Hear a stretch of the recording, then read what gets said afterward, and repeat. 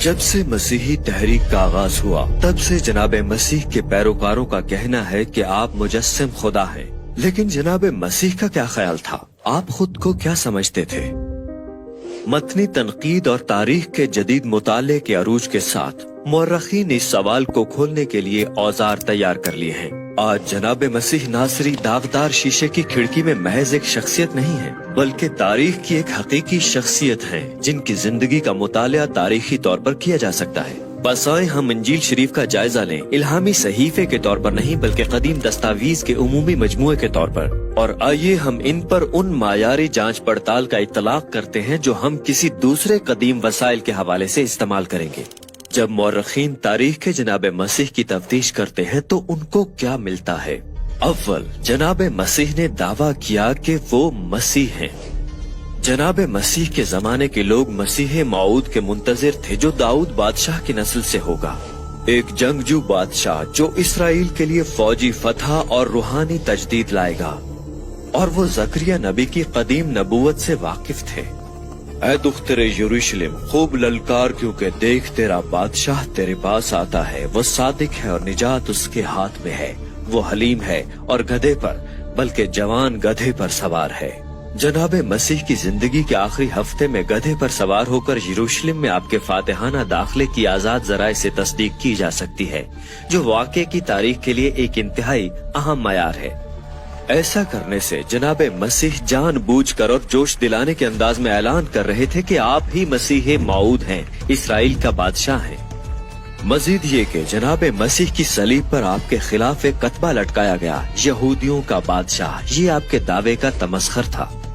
बाद अज़ा मसीहियों की तरफ से जनाब मसीह के लिए ये लक़ब इस्तेमाल ना करने की यही वजह है। पहली सदी के यहूदियों के लिए लफ्ज मसीह पुरमानी था। इस लक़ब का इस्तेमाल करते हुए जनाब मसीह अपने लिए दावा फरमा रहे थे। जनाब मसीह ने खुदा का बेटा होने का भी दावा किया। जनाब मसीह का ये एहसास अंगूर के बाग की मिसाल है जो एक अनोखे मानों में खुदा का बेटा होने का शऊर है। ये मिसाल जनाब मसीह के तदरीस के अंदाज से मुमासलत रखती है और यहूदी तसव्वुर को अपने अहद के खास तौर पर इस्तेमाल करती है। जैसे इसराइल बतौर ताकिस्तान, खुदा बतौर बाप, उस वक्त के मजहबी पेशवा किराएदार और खुदा के नबी बतौर खादिमों के भेजे गए। एक घर का मालिक था जिसने ताकिस्तान लगाया और उसे बागबानों को ठेके पर देकर परदेश चला गया। जब फल का मौसम आया तो उसने नौकरों को बागबानों के पास अपना फल लेने के लिए भेजा, पर बागबानों ने उसके नौकरों को पकड़कर किसी को पीटा और किसी को कत्ल किया। तो मालिक ने और नौकरों को भेजा, मगर उन्हें भी या संसार या कत्ल कर दिया गया। आखिरकार उसने अपने बेटे को उनके पास ये कहकर भेजा कि वो मेरे बेटे का तो लिहाज करेंगे। मगर बागबानों ने एक दूसरे से कहा कि यही तो वारिस है, आओ इसे कत्ल करें, इसकी मिरास पर कब्जा कर लें। और उसे पकड़कर ताकिस्तान से बाहर निकाला और कत्ल कर दिया। इस तमसील से हम क्या सीखते हैं कि जनाब मसीह अपने ताईं खुद को क्या समझते थे? आप अपने आप को इब्ने खुदा, खुदा का आखिरी पैगंबर, तमाम अंबिया कराम से मुमताज और इसराइल का वारिस भी समझते थे। सोम, जनाब मसीह का दावा था कि आप इब्ने आदम हैं। ये जनाब मसीह का पसंदीदा लक़ब था। ये अनाजील मुक़द्दसा में तकरीबन 80 दफा इस्तेमाल हुआ। इससे अहद जदीद के मुअर्रिखीन की अक्सरियत को यकीन हो गया कि दरअसल जनाब मसीह खुद को इब्ने आदम समझते हैं। गौर करें, ना सिर्फ इब्ने आदम बल्कि सिर्फ इब्ने आदम। जनाब मसीह हमारी तवज्जो उस रोया की जानिब करवा रहे थे जो दानियल नबी ने बयान की है।